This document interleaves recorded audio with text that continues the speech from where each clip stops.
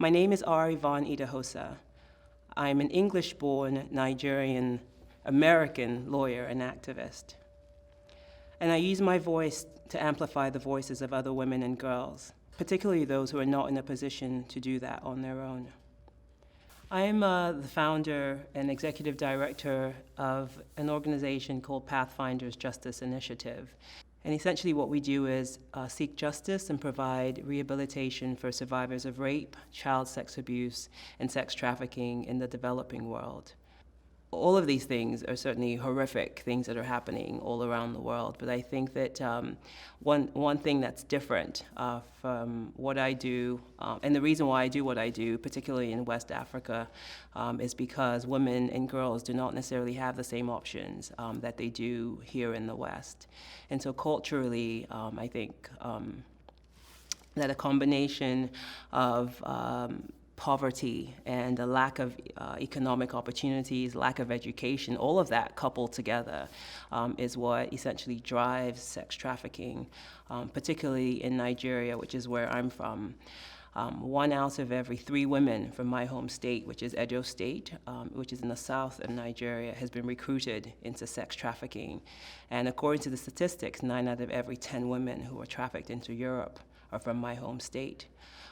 So all of that, I think, results from the subjugation of women, the fact that women have been treated as commodities, the fact that a lot of primarily men believe that women can be sold, that we can be bought, but what we're trying to do is put an end to that. And so ultimately what we do is work with women who are on the margins of poverty and abuse. And so we provide them with rehabilitation.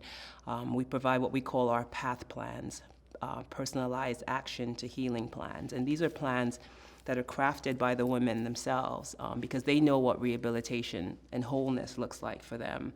All we do is give them the tools and the resources to be able to put their lives back together. And so we offer free medical services, free legal services, vocational skills training, education scholarships, startup business assistance, whatever it is that is going to be able to help that woman put her life back together.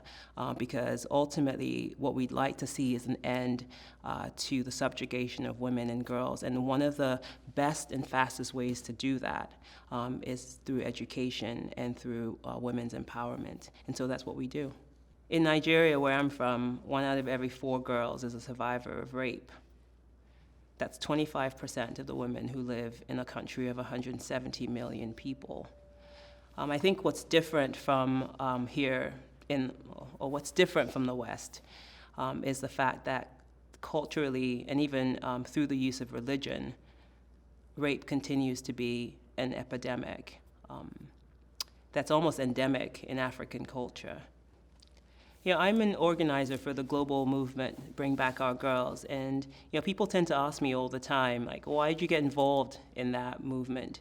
And for those of you who may not be aware, on April 14th of 2014, 276 girls were violently abducted from their school in Chibok, Nigeria, by the terrorist group Boko Haram. People tend to ask me all the time why I got involved in the global movement Bring Back Our Girls, which is demanding the return, the rescue, and the rehabilitation of these girls. I'm not from Chibok. In fact, I'd never even heard of Chibok, but I am a mother, I am a woman, I'm a human being. And to me, that was all it took. That was all it required for me to really get involved in that movement. And so we've been organizing since May and June of 2014 and demanding that these girls be rescued. In some ways, there have been some minor victories, but the reality is that 196 girls still remain in the hands of Boko Haram and have yet to return home. And until all of those girls are returned, until all of them are accounted for, the entire world owes it to these mothers from Chibok and fathers from Chibok, Nigeria, to do something to ensure that they're returned.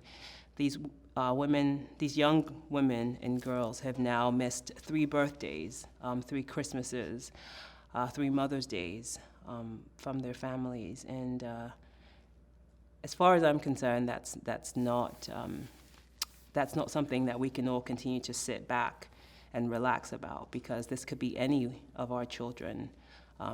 What I like to say is that what happens in Africa doesn't stay in Africa. What's happening to Yazidi women in Iraq and Syria is not going to stay there. Ultimately, it will arrive at the shores of the West, and we're all collectively going to have to face it. And so I think it makes sense for us to band together, to do whatever we can to stomp out terrorism, wherever it's happening around the world. So I'm a mom, and I have a beautiful 11-year-old daughter, and I think from the time when she was probably 3 or 4 years old, I've always told her that she's a world changer. She's here to actually do something that will change the world. And so that's what I'd like to say to young women and to young girls. Your life will make a difference. And so I encourage you to figure out what it is that you were born to do. What is it that God put you on this planet to do? What is your footprint? What is the footprint that you can leave here on the earth? A lot of people don't really understand that. How do I figure it out? How do I end up knowing what it is that I was put here to do? And I think I always like to say is, look at the things that you're naturally gifted at. What is it that you do that brings a smile to the faces of other people? Or what is it that you do that makes a difference? And start to pursue that. But I want you to know that there is absolutely something that you can do to change the world. And once you figure out what it is, it's going to be amazing.